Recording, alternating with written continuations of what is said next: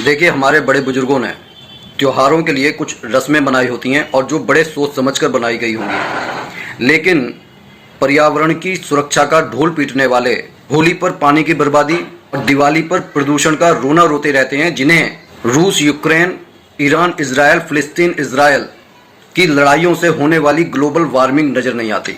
दरअसल छोटे पटाखे और फुलझड़ियां चलाने से न सिर्फ रोशनी के इस महापर्व में चार चांद लग जाते हैं, बल्कि हवाओं में पैदा होने वाले मक्खी, मच्छर और कीटाणुओं का भी नाश होता है। बाकी रोशनी करने और पटाखे चलाने से हमारे जन्म कुंडलियों के ग्रह नक्षत्रों को भी ऊर्जा मिलती है, जो ऐसा ना करने पर स्थिर हो जाते हैं। जन्म कुंडली किस तरह शिथिल हो जाती है, आइए इसे न्यूमरोलॉजी में बॉलीवुड सेलेब की डेट ऑफ बर्थ का उदाहरण देकर समझते हैं।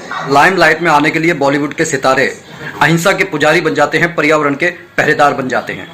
उन्हीं में एक जाना पहचाना चेहरा है अमीषा पटेल का, जो कहती हैं कि वह दिवाली पर पटाखों पर पैसा बर्बाद करने की बजाय जरूरतमंद लोगों की मदद करती हैं।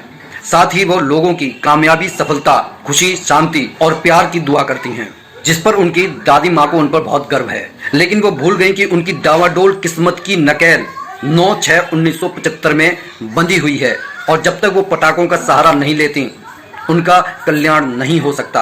आपने नोटिस किया होगा कि उनकी मारधाड़ की फिल्में हिट हुई हैं, वरना उनके ऊपर फ्लॉप हीरोइन का तमगा लगा हुआ है, और आज वो अपने चेहरे पर निराशा और अवसाद लिए घूम रही हैं। दरअसल अमीषा पटेल का डेट ऑफ बर्थ 9/6/1975 है, जिसके अनुसार इनका ड्राइवर नंबर 9 है।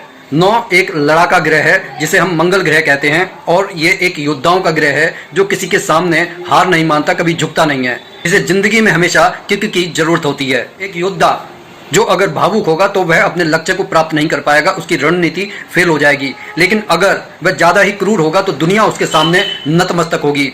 इसलिए ऐसे ग्रह अगर ज्यादा भावुक होते हैं तो परिवार वाले या समाज वाले उनका शोषण कर सकते हैं, और वह अपनी रणनीति में कभी सफल नहीं हो पाते।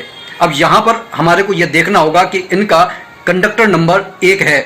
1 नंबर सूर्य ग्रह को प्रतिपादित करता है, लेकिन क्योंकि एक राजा कभी अपने सेनापति की आज्ञा को नहीं मानेगा, इसलिए इनका जीवन अस्त व्यस्त रहता है। और ये अस्त व्यस्तता इनके जीवन में तब तक रहेगी जब तक यह रोशनी से दूरी बनाकर रखेंगे, बम पटाखों से ये बिल्कुल निगाहें फेर कर रखेंगे। तब तक परिवार और समाज में इनके रिश्ते बिगड़ते चले जाएंगे। ऐसे लोगों को कभी मानसिक शांति नहीं मिलती जब तक कि यह स्वयं को पूरी तरह से प्रभु की शरण में चले नहीं जाते और अपने गुस्से पर कंट्रोल करने के लिए कोई प्रयास नहीं करते। साल में एक बार आने वाले इस दिवाली के महापर्व पर दीवलों की रोशनी में कुछ देर बैठकर और थोड़ी सी फुलझड़ियों को जलाकर और एक आध बम पटाखों को फोड़कर ये पूरे साल के लिए अपने मानसिक और शारीरिक बैटरी को चार्ज कर सकते हैं। कैसी लगी ये जानकारी कमेंट करके जरूर बताइएगा। बोलिए जय जय श्री सीताराम।